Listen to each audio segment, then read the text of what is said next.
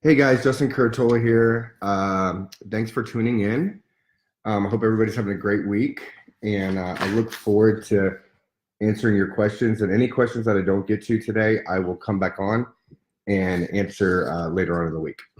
So, the first question that we had is from Grace, and her question is, I have a question about team building and how to motivate her team and keep that kind of up within the motivation side.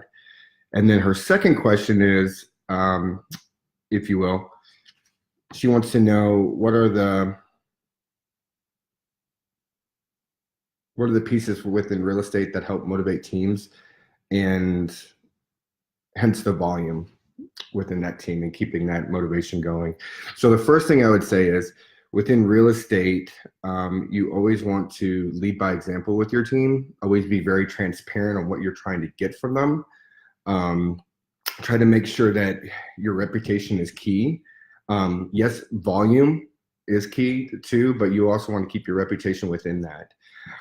It's just not about turning and burning. It's about building a good, solid foundation and building from within your team.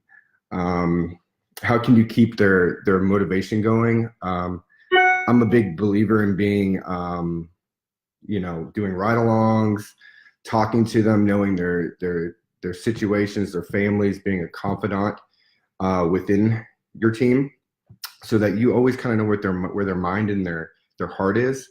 Definitely be kind and patient, because you're gonna see your team kind of grow, and as it grows, you're gonna have a lot of things that happen within your team.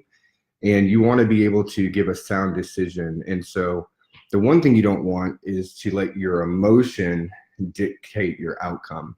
That's really important in business, especially in real estate. Never let your emotion dictate your outcome. So I would definitely do little weekly games, in the sense of, hey, you hit this many sales, you get, $50, or, we go out for dinner, or I can buy you a Starbucks coffee. Those little things are kind of nice when you're going against it, but also make sure they know when they don't get a sale, or a sale falls through, it's not that they lost. Okay, it's a learning experience that only is going to make them better for making sure that their next sale will be good. That's really important. It's very, very important. So, Grace, I really appreciate your questions, and I definitely look forward to getting to know a little bit more about you, and kind of go from there. Obviously, the one thing that I struggle with within my teams is like birthdays and anniversaries and all those type of things with my team members. So I literally have reminders for all those things, because those things really matter. I learned that the hard way with my wife. I forgot one anniversary, and then after that, I never forgot one again.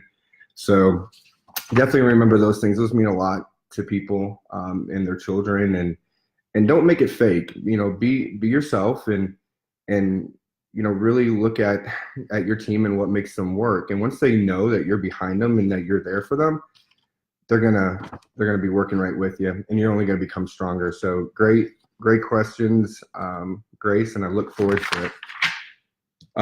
The second question is from Lauren, and she's doing real estate, and getting ready to do real estate. She wants to go to Hondros to get her real estate license.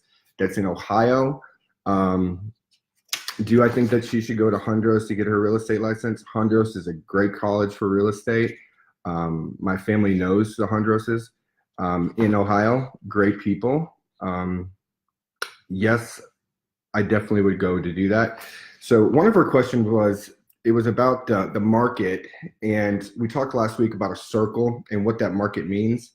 So what I would say, when you're in a hot market and you're going outside your market, one thing that you want to do is you want to look at, the evaluation of that market. So in Ohio, in Columbus, especially Upper Arlington, Dublin, Galloway, those are hot markets, but it's a numbers game. So if the market is getting flooded and it's getting taken over, it's a situation where you really want to kind of figure out where you can pinpoint. So, I know we talked about sheriff sales last week. That is a good area for that. But another way to do it is if you can get your capital together. I don't really like doing it this way, but I do it in markets that the market is flooded, and so everybody's kind of fighting over all of the inventory. What I do is I go and I look at 20 to 30 houses within a month. Now you could do either 2 or 3 within a month, and through that, what you do is you look at the houses you want, and then you say, okay, they're wanting 150,000 for this house. I'm going to look at the tax record. Now, always remember the tax record is way lower than the house is usually listed for. So I usually go $20,000 to $30,000 under the tax record. So usually I'm almost cutting it by 40%. And what I'll do is I'll put 4 or 5 offers in on 4 or 5 different houses. Now, knowing that I have the capital to buy them, okay, or the line of credit to buy those. And what happens is I usually get 1 to 2 a month at half price or a little bit over 65%. Then what I do is I turn around, I put a couple grand into it, and I flip it. So I'm already making, usually 100 to 150 on a house by doing it that way. Something I really want to reiterate here that's really important is that you got to take your emotion out of real estate. So when you make an offer on a home or a commercial property or a development or a residential property, if your first offer that you made doesn't make you kind of cringe in your own mind, you left money on the table. And remember, again, take all of your feeling out of real estate. Having the feelings of, I have to have this house, I have to do this, I have to do this, I have to make that person feel better. That's going to get you either broke or in trouble. You're in this to make money when it's within real estate, and you're in to build a reputation, not a reputation of, hey, he's or she's a hard deal maker or whatever. That's a good thing if they say that, because they know what they're going to run into and they're going to respect that. But you definitely want to make sure you're a good steward of your money. Okay. And so I'm a big believer in making sure that you don't leave any money on the table, because the more money that you leave on the table, it's less money that you can put into your next deal. So I would do that. In Ohio, I would definitely look at, in the Columbus area per se, I would definitely look at, the Dublin, Upper Arlington, but those are really high expensive markets.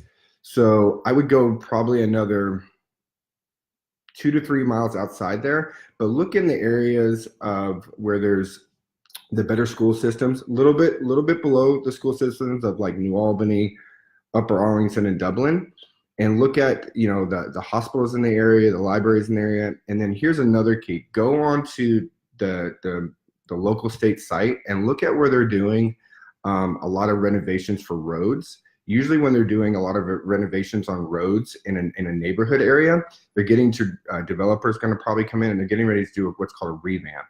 So, and that's all public knowledge. You can go on to the state and local sites. You can look at where they're going to do road construction, where they're going to do new development. That's all there for you. So I definitely would take advantage of those things. Great question, Lauren. Really appreciate it. Really look forward to your next questions. So Lauren and actually Joe Nugent have been talking this week. And so one of the questions that they had was, they were wondering, if you have multiple properties, does each of your properties need to go under an LLC or a holding company? So this is a great question, because as you build your wealth, you want to be able to protect your assets within construction and within real estate and development. So I actually have residential, commercial, industrial, and some development for medical facilities development. So one of the things that you want to do when you're looking at this, you definitely want to put them in an LLC. And as your company grows and you buy more properties, then you want to have an LLC, and then you want to have multiple LLCs. Okay, so 3 degrees of separation from your main LLC. And as that keeps happening, you got a little bit more cushion in the sense of protection. So you have your main LLC, then you get a couple more properties, you put those under a different LLC, and don't do LLCs that are like your last name or anything like that. Your LLC could be 26754, and nobody's ever going to know what that is. Okay, so do that, and then when it gets to a certain amount, it will go in the sense of how many properties you have and what you have under those properties. It'll go to a holding account. Okay. Once you do that, you still want to give another degree as you build your wealth within real estate. You want to take the holding account and then put it within a trust. Okay, that's really important, because what's going to happen as you build your wealth, there's going to be certain type of situations. Never put it in your own name, put it within the company's name. And then, like I said, on your first one, you have your first LLC, then that main LLC will have it's another LLC off of that, and then another LLC off of that. And then it will go to a holding account, and then it will go to a trust at some point as you build it. That will really protect you, and it'll also make it to where nobody can really find out what you're worth. If you do it the right way, no one should ever know what your true net worth is and what you truly have within real estate. That's really important, because you can make it really quick and you can lose it really quick. So definitely guard it. And that is a situation where you don't want to go through like a legal Zoom for that. You definitely want to use a lawyer and make sure that there's all the paperwork is done correctly, and that it's being filed within the system correctly. And that way your name's not attached to it. It's a lawyer. Again, it's another degree of separation. As a registered agent, the lawyer's a registered agent, so your name's not on it again. So nobody's going to ever be able to find out who owns it. And then if anything ever does come up, it's a nightmare for them to even try to figure out how to get to it. But once it goes to a trust, then they can't touch it. So great way to protect your property. So really good questions, Joe and Ari. So I talked with Aiden yesterday, and Aiden's question is pretty neat with what he's doing. He has this this company that he's built over the last few years, and he's had great mentorship from Sean, and he's really gotten to an area where he's at that tipping point, which is super exciting. And so he's in the automotive and e-commerce dropship business. So it's really exciting what he's doing, and he's kind of getting in there. But his main concern was on procedures and customer service streamlining. And I'll kind of go over a little bit of that and what that entailed. I spoke with him yesterday. We had a great conversation, really ironed him out. It really sounded like he just needs to jump in. I mean, he's got everything that he needs to be successful. He's already been successful. He just doesn't need to overthink it. That's half of our problems half the time, is we overthink everything. Not saying that you don't have to plan and work hard. I'm just saying, like, sometimes you just have to take a leap of faith and just know that you're the one that's going to be doing it. So just count on yourself, pray about it, go through God, and just go after it. Be an entrepreneur, just don't count on anything but yourself and your team, and just know that you can do it and go after it. So one of the things that he was talking about is he went to all these different vendors, and he wants to spend time with them. And so he's going to do that. And so I advised him and mentored him on, go and spend some time with them and go over what their procedures are and how those are streamlined. And he's already done that, but he's going to go back and he's going to spend a little bit more time. So if he can feel if it's a good fit for him, and then really look at the procedures and how they streamline those, and really kind of go after those kind of methods. For me, I love Slack. Slack is a really big thing for me. And then Salesforce on the CRM side. Those seem to really work really well for me in what I do. And it's very procedure oriented and very customer service oriented. Again, that's Slack. And the other one is Salesforce. Two different things. They work two different ways. I told him to go ahead and spend time, as stated before, with with the people he wants to partner with. His situation is he has some people that really were looking at kind of building their business also, and they had other clients. And I said, well, look, they're coming to you, and you're coming to them because you're trying to build your companies. So make it very transparent. You know, within business, sometimes the worst thing that you can do is overthink it. Okay, we're all human. We all want to be treated with respect. We all want to be kind to each other, and hopefully, and we all want to, you know, better our lives for our family and our friends and our loved ones. So when you can relate with just talking to somebody and saying, look, what I want to do is I want to have the opportunity with you to build my company, and through that I can help build your company, and we can make it very black and white, make sure that we have a contract, and make sure there's no gray areas. And so I think that's really important within what he's trying to do. I think that, and he's already built a business. Now he just has to be transparent about what he wants with his vendors and his customers. And within growing that, I mean, that's your tipping point. When you're building and you're making money and you got 12 employees or 14 employees and you're getting ready to kind of blow up, the only thing that you need to do at that point is just jump in, okay? And a lot of times people forget to do that, and that's why they always never get there. You know, it gets a little bit hard, and they're like, oh man, I'm just not comfortable doing it. You know, I can't take that leap of faith or that jump. Well, then you're never gonna have it. If you're gonna sit in that stalemate and just complain, you're never gonna have it. You're never gonna have true wealth, and you're never gonna have, because, you know, being an entrepreneur, you're counting really on yourself, okay? And it's not your team. You're the leader of your team, so the buck stops with you. The moment that you realize that you're the head and you're the leader, and that you have to put those 18 to 20 hour days in, and you have to talk to as many people as you can, and you have to be, you know, this person of great ethics and character, and just throw all of the excuses out. You know, one thing that helped me go from where I was to where I am today is I didn't give myself a back door. I just said, Justin, you're not gonna be able to go back. The only way that you can make it is you have to keep going forward. So I didn't give myself anywhere to go but forward. So try to have that mindset that, you know what, I can't back up. I have to only go forward, and you're going to do well. I mean, I've read the things in here with the people, and everybody's, I mean, you have some amazing mentors, but the tribe itself, the way it works and the way it's growing, and just the partnerships within the tribe members. I mean, you have everything to be successful here. You really do. So great question. Really appreciate it. Appreciated it, Aiden. And so I'm going to move on to the next question. Leila's question. So what is the most effective way to perfect a business model and concept?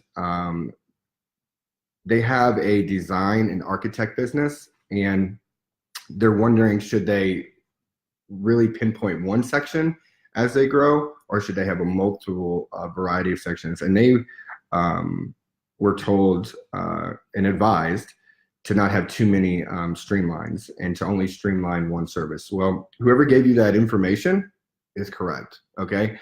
The only way for you to build your infrastructure and make it really good is have great customer service again, but also have it streamlined. So build your foundation really strong on, you know, one service at a time, okay? And especially within design and architect, obviously 3D renderings, that's like the newest thing out there. That's super cool. But you need to make sure that you're strong in each service before you go to the next one. That way you're a leader within that, you're knowledgeable, you're not scattered all over the place. Big companies, they're not worried about how many services you have. They're worried about how many services that you're good at. Okay, there are lots of companies out there that you look online, and they'll have 5 million, you know, different services, and then you've got another company, they work on 4 different services, and they are packed out, and their reputation is solid just because they're streamlining each service. So don't worry about how many services you have. Streamline the ones that are your money makers first. Okay, so one at a time, and then grow it from that point, because there might be services that you have that bring no money to your company and are not worth your time. So you really have to fill that out. So just streamline each one and build your foundation. It's really important. So Denise's question is, she's been within real estate for 24 years, and she's a commercial real estate. She's worked with commercial real estate brokers, and her question is, she's wondering why someone would not put a price on a property, a commercial property, and what advantage to the seller do they have from this?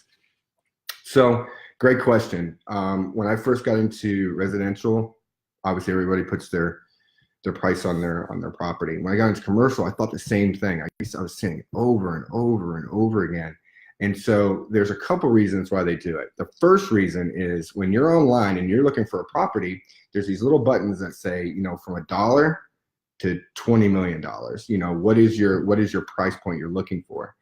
A lot of times in commercial real estate, so that they can get out to the masses and get in front of just multiple people that, you know, just a numbers game. That person might not be able to afford it, but they might know somebody that can, or their father or their mother or a client or a colleague.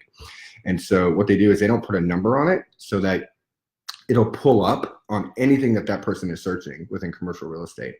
And then what happens is then you call in and then they vet you from that point.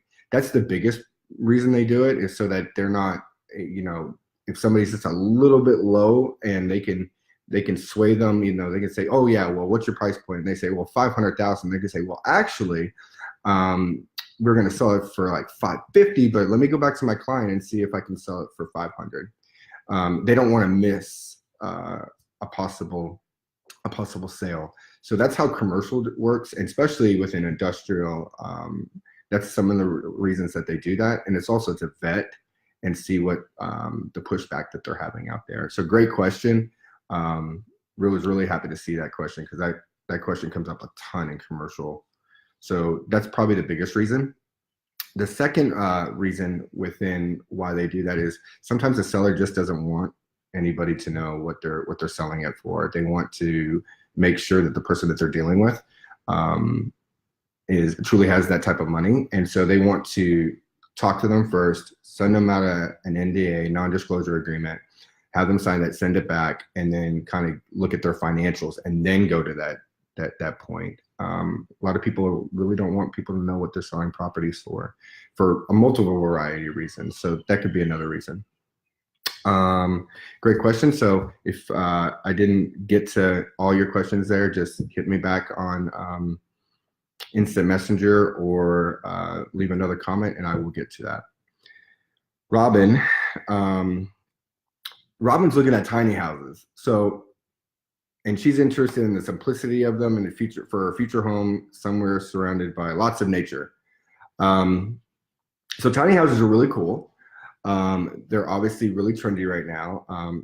The things that I like about them is that they're small and they're mobile, which our world is going to mobility. I mean, that's kind of where everything is at now. And I like the idea of, you know, you buy a lot or you're renting a lot and you have your little tiny house on that, and it just has to have, you know, your water hookup, your electrical hookup, and then at any point, if you don't like that area or you want to travel, you just literally pick it up and move on with it to the next lot. I love that. It's kind of like mobile real estate.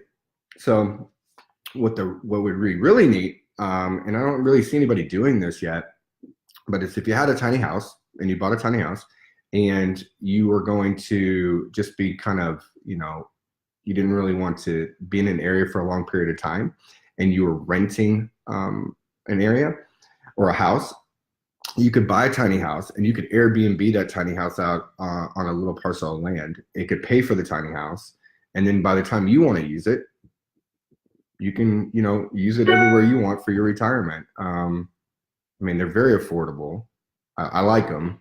I really do. I think that they're really cool. And it's a good investment. As long as you buy it where it needs to be, it's a good investment. Definitely, it's really cool to get anywhere down by the beach, but you know, you can kind of figure that out and where you want to be. And I really do. I like tiny houses. I like the simplicity of them. Simplicity is less headache, right? So Ari, her question is, she's a CPA, like she talked about before, and she's looking at doing less hours and within the computer screen on what she's doing as a CPA. And she really enjoys helping clients within the structure of real estate transactions and tax planning involved in the investment deals. She's built relationships with realtors, and she's looking at an idea of working with those realtors because she has her CPA license within real estate and working in their transaction side part-time. I think that's a great idea. I think that's a wonderful idea. Anybody in real estate that can get a hold of a licensed CPA that knows real estate, that is, to guys like me and to my friends and my colleagues, that is priceless to have a good CPA. And to be able to come in, just kind of interim when we need them and when we don't need them. I love that idea, Ari. I think that's a great idea. I think that's an idea that you can grow very quickly on the real estate side, working with that. I think anybody that does real estate transactions would definitely want to know that you have that knowledge. And truthfully, what they'll do is they'll probably start working within your part-time needs. I mean, it's not like they need you 24/7, 7 days a week. They can work around your schedule, which is great. And then the more that you're working with more realtors, the more knowledge you're going to get. And that's super cool. I mean, I would use you if you were in my area and you were a CPA. I have a great CPA and CFO. But before that, it was like the wild, wild west. I realized that how badly I needed a CPA when the IRS came knocking one day and they said, hey, you have some things on here. And I said, well, I used a bookkeeper. And they're like, well, your bookkeeper was wrong. You need to have a bookkeeper, then a CPA, make sure that you're auditing all your stuff and then going from there.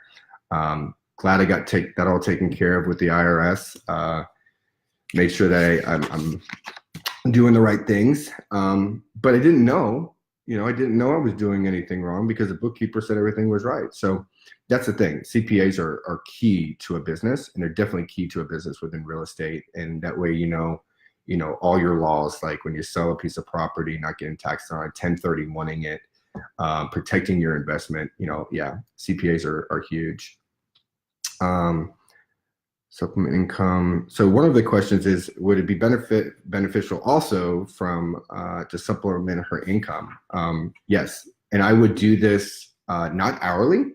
I would do this on a compensation package of, hey, I will do this for you, and this is what you will get. In the beginning, if you have to do it hourly, that's fine.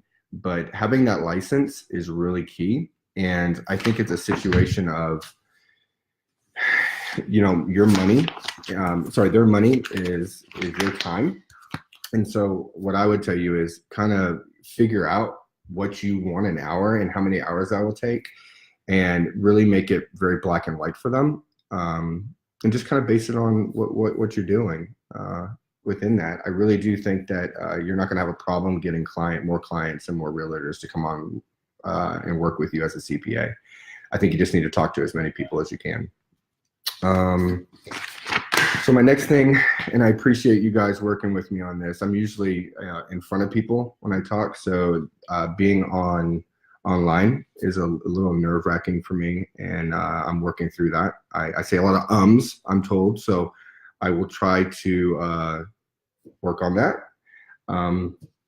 But with that said, there are certain things within business that I think that you should work on if you're going to keep mentoring with me. And one of that is really knowing where you want to be within that goal. And within the real estate side, if you're not bettering yourself within certifications, getting your real estate license, doing all that, then we really need to reevaluate what you want. Everybody has real estate, whether you're leasing, renting, or buying. I know all three. So if you have questions about your lease, if you have questions about renting and renegotiating, I'm more than happy to take those and work through those. If I didn't get to anybody's question, or you heard something that you weren't quite sure on, please just hit me back, and I will make sure that I get it taken care of. Really appreciate your time. Really blessed to be part of this tribe, and I'm really thankful for all your questions and you as a tribe letting me be part of it. So thank you very much, and you guys have a wonderful day.